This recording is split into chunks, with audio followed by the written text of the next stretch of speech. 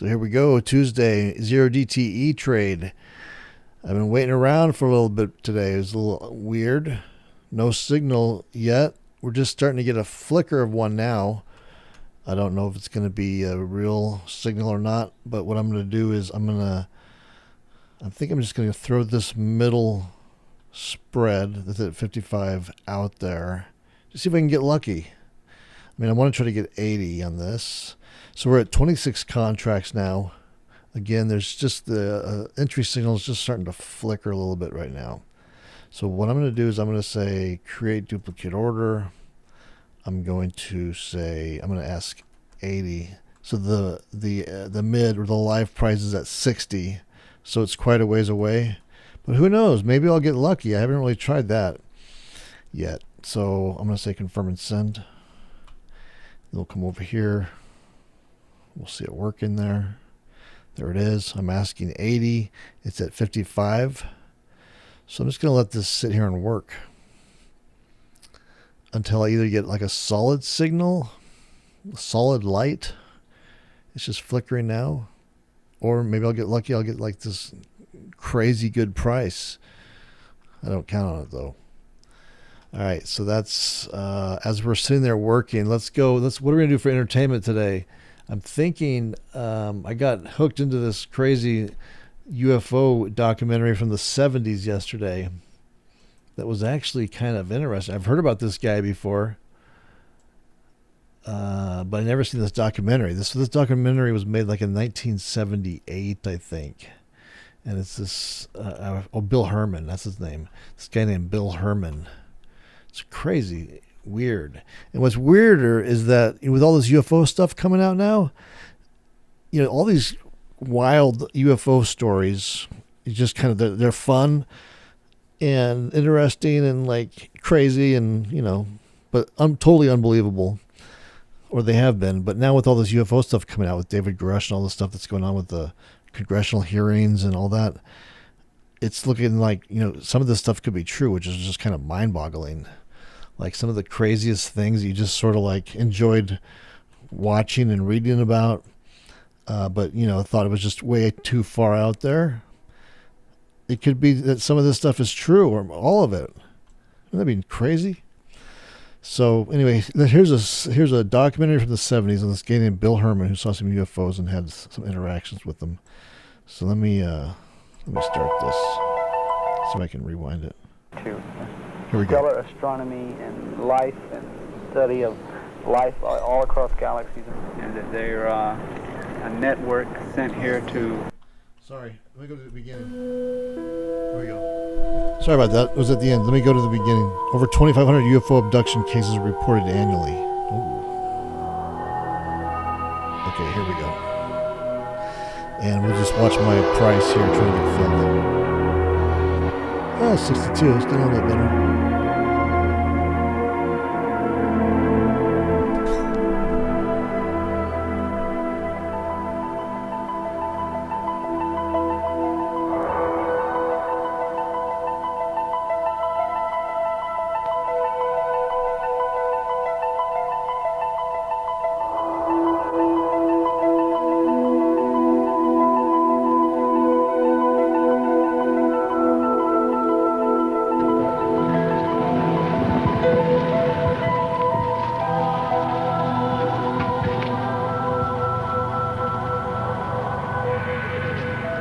You arrived to find the man distraught here, and he took you out to show you something. Yes, sir.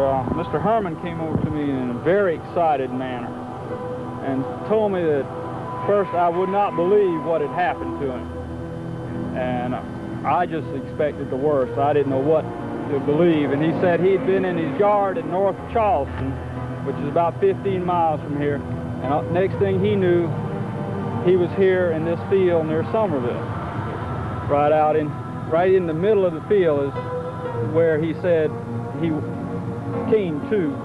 He doesn't really remember too much what had happened that night.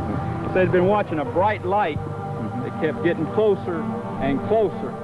And the next thing he knew, he was here in this field, and he told me he believed he'd been brought here by a UFO.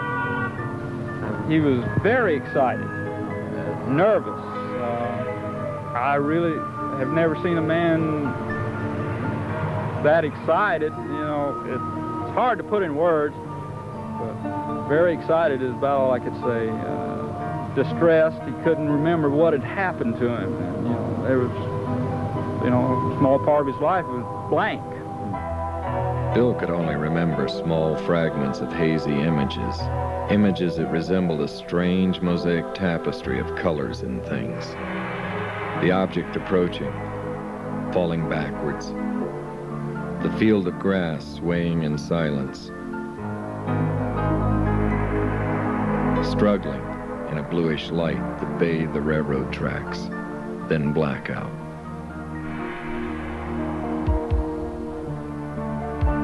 Stevens knew he would have to bring in a specialist in hypnotic regression, someone capable of unlocking Bill's scrambled memory. But this would take time to set up. In the meantime, he would call in Junichi Aoi, a seasoned UFO investigator with the Nippon Television Network. And between the two men, they would carefully reconstruct the strange events that led up to Herman's abduction. 3 months earlier, this had been a construction site for a new subdivision. It had offered Bill and his wife Patty a panoramic view of the surrounding area to observe the bright, noiseless object in the night sky. The particular evening we were out here, we were sitting, it was about a little after 9:30, almost 10 o'clock. And we saw the object come up, my wife and I. We saw the object coming up this way, up the river, and it was about maybe 900,000 feet above the water. Just a disc of whitish light. And then it kind of rapidly gained altitude, going up an apex of a triangle, if you don't understand. And then Well, I got filled with something there, but it was a different trade. That's a totally different trade, unrelated. Still waiting on my credit spread to get filled. The big light, just a light. It was coming straight for us. Our car was parked over to that direction. And we got frightened. My wife got frightened very much. And we just left. I turned the car, jumped in the car and turned the car on. And started to speed out. And looking in the rearview mirror, I saw the light look like it reversed its course and started going back toward the river. In other words, when we close. when we left, when we were gone, the object came toward our car, and then it changed its mind or dropped following us, and it just went back the opposite direction. How big was it when it came close to you? Oh man, the lights from it, huge, big old spotlights, like there were spotlights coming straight for us. And my wife was particularly terrified because, we didn't know what was going to go on. So she said, "Let's get out of here," and we left. Man, we was gone. Have you seen the detail of the UFO itself, or just the light? Well, you could see a shape behind the lighting. And when it looked like a dull metal finish.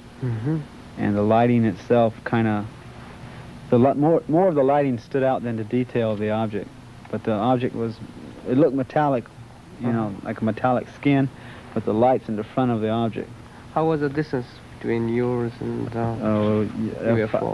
If I'd have had a camera or a rock or anything, I could have thrown it and just hit the bottom of it. That's how close it got to the car. And it was just a matter of seconds. I mean, if we hadn't gone when we did, there's no way the object couldn't have intercepted our car. I'm very convinced if it wanted to catch us, it could have. Because it seemed to be moving that fast coming up from the river. Was it before your abduction? Yes, it was. Before? It was before the abduction. Was it? I was with my wife and my daughter, so I didn't know. I didn't want to take any kind of chances on anything. So we just left. That's it. So you should.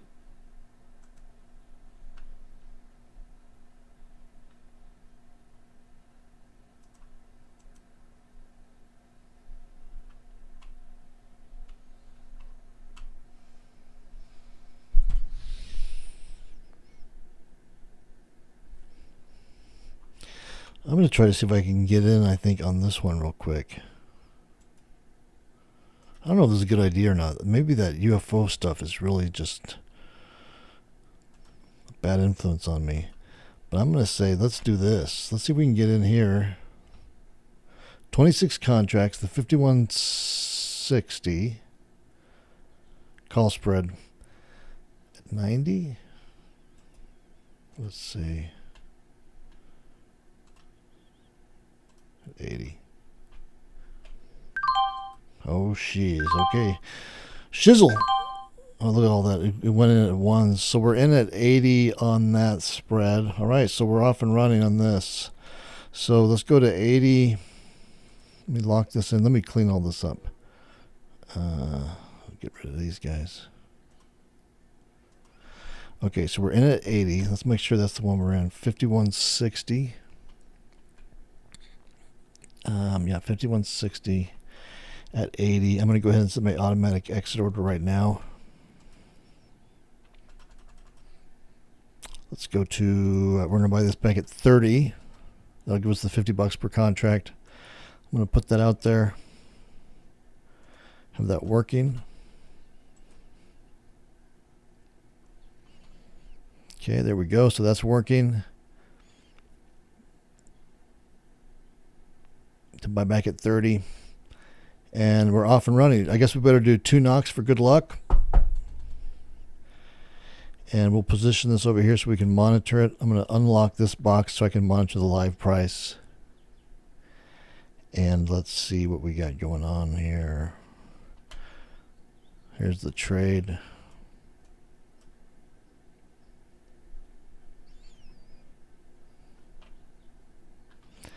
I'll come down here. Well, let's check out what's going on with old Bill Herman here. UFO abductee. All right, here we go. Yeah, very frightened. With that particular reason we were, because all the other sightings were just simply watching something moving in the sky, never anything coming that close to us. I guess I should have looked down the road then, but I didn't know what was going on. Up to that time, I was convinced what I saw was a military project. I never believed it was from another world or anything. I thought since the area is in such close proximity to the Air Force Base, because like this area is a flight landing pattern for commercial aircraft and sometimes military aircraft. And that was my thoughts back then. Noticing that Bill is near emotional trauma, Junichi quickly changes the subject. And then most of the sightings afterwards, one of those or a C-130 turboprop would come up and down the river, just fly up and down the river. And all I kept thinking, wow, man, I don't believe this. Because, one of the feelings in my mind and my thoughts was, when you see something, it seems distant. In other words, removed from you personally. But this thing reacted personally. In other words, not only were we watching it, but by coming toward us, it was watching us as well. Not just performing to delight us, but it seemed to react to our personal presence, and it reacted by coming toward us. And of course, this frightened us because I never saw it that close. Yeah. And we left. After the frightening experience, Patty's fear would overcome her curiosity. She would beg Bill to please leave well enough alone. He would agree, until 3 weeks later on a Sunday morning. Patty was home, I believe. Yeah, our daughter was sick, and she couldn't go to church. So I got in my car to go to church. And I'm driving down Dorchester Road. And since that last sighting, I had kept my camera in my car fully loaded. I wasn't thinking about UFOs. In fact, I was listening to some hymns on the radio, Christian hymns, just minding my own business when this thing shoots across the road. Silver with a halo of light on the bottom of it. The most pretty thing I ever saw. At first it was silver, pure silver, and then it just changed like somebody got a rheostat in a dining room and turned it from bright to dim. This thing was going up this way and back this way and back this way and getting so precise in its movements. That's where I determined my mind, triangular patterns, because it went up like a triangle and then skid up and down this way. And I don't know the purpose of it, maybe to attract my attention. I don't know. The triangular flight patterns would remain a mystery. And although the photographs were good, they would pale in comparison to those he would take later. As the investigative team neared the location where Bill took his dramatic new series, Stevens became concerned. We would be filming near a strategic U.S. Air Force base, and I was concerned that this might cause problems for all of us. As a retired lieutenant colonel with the U.S. Air Force, I knew that the military could be unpredictable at times, especially when you have a foreign film team operating on the edge of a restricted flight line. And we were here investigating an unidentified flying object, a UFO, that was intruding in military airspace. Yes, I was concerned.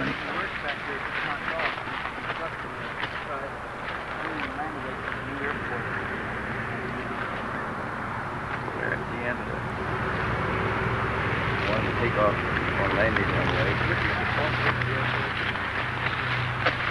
Okay, I'll look on the map. Might be a little tight. The end of the runway, there's a C-141 coming this way, taking off too. I'm gonna go right over. You ready? Oh, yeah, it's gonna really rumble. This is the position that you took the photographs from. How close it where it was in the landing pattern.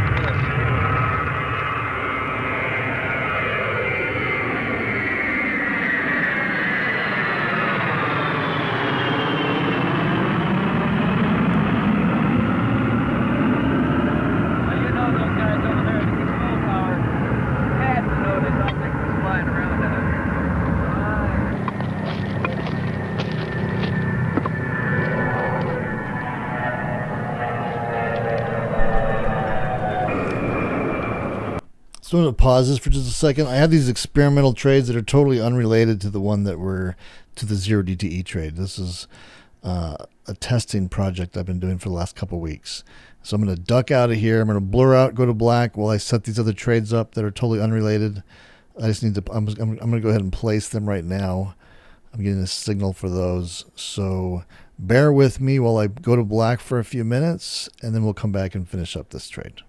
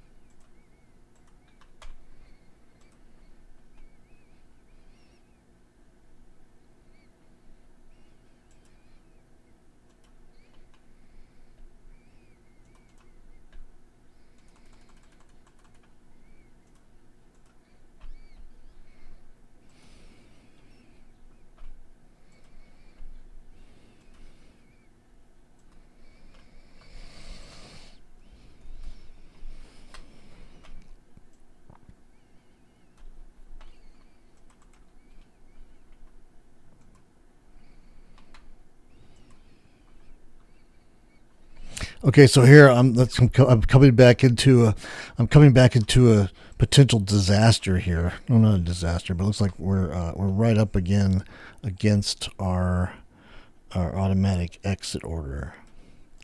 So in that brief moment of time when I was putting on those other trades or setting them up, we've come up. So I'm just going to watch this real closely. I may have to get out of here take a loss on this one. I'm going to watch it for a few seconds.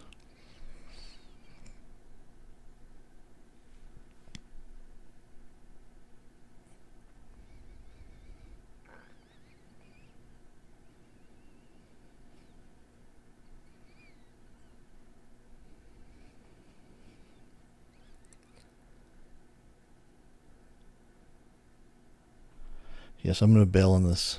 I'm going to hit the bail button. I'm going to get the F out. Let's see what I can get. Can I get 40? Oh, what's this?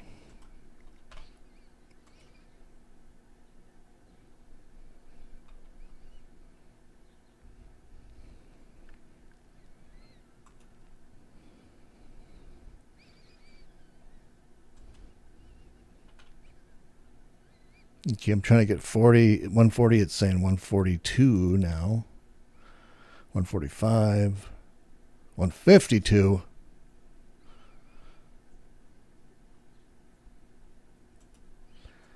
Let me adjust this.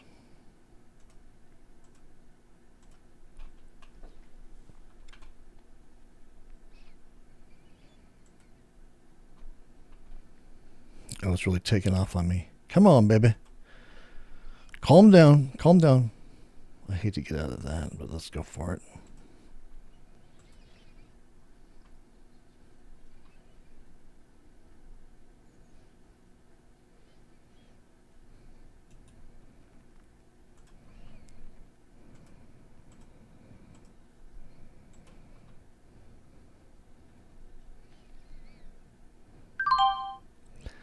We got one. Here comes some more. Only two. Okay, there we go. We got them all filled at 165. So let's see what kind of damage that did. 165.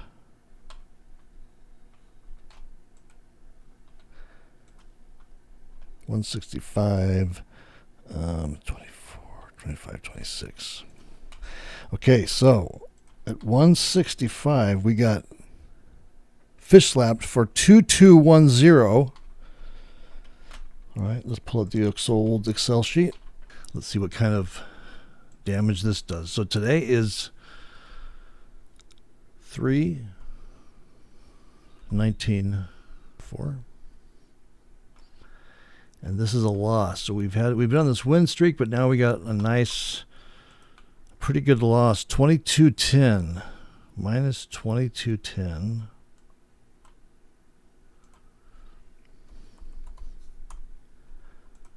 That was at 26 contracts. So that means what was the risk on that? Total risk on that was 10,920.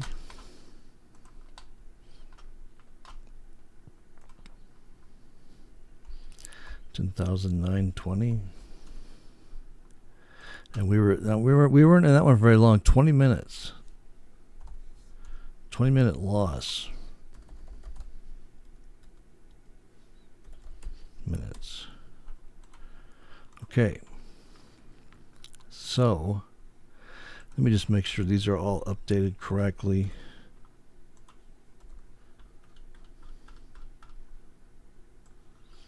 This is our win column. We'll come down here and put that in at right here. These are our losers.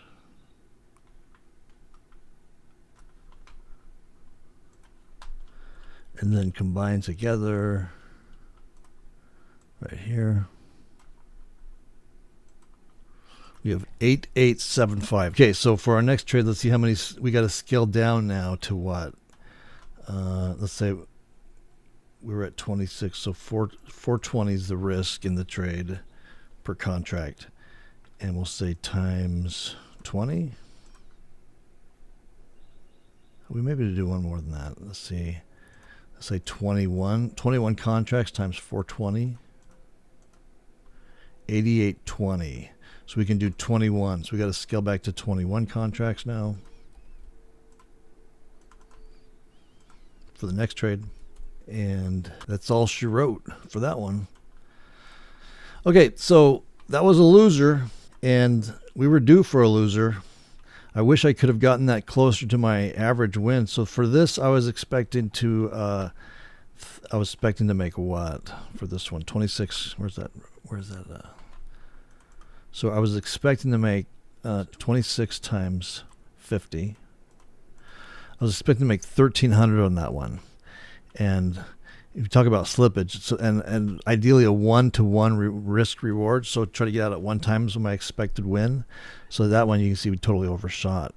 But I was just, it was just a big move up. I was maybe a little distracted with that darn Bill Herman UFO video. And then I was setting up those other experimental trades at the same time. But still, so that's within 2 times, right? Let's see, 13 times 2 is 26. So not great, but it's not terrible either. There's always going to be slippage on these getting out if we're doing it manually, especially if we're in the situation where we have to get out quick because that thing is just running against you. And so you're just kind of, you're sort of chasing it and whatnot. So anyway, so this is where we stand right now. So we're going back to 21 contracts now. So we'll see what happens next. All right. If you'd like to follow along with me on this trade or any of my other trades, just make sure that you're subscribed to my YouTube channel. And also be sure to join me on my website. Head over to my website and sign up for the free email newsletter. When you do that, you'll get a welcome email from me. Just reply back to that welcome email. I'll get back to you and we'll go from there. All right. That's it for this one. See you next time.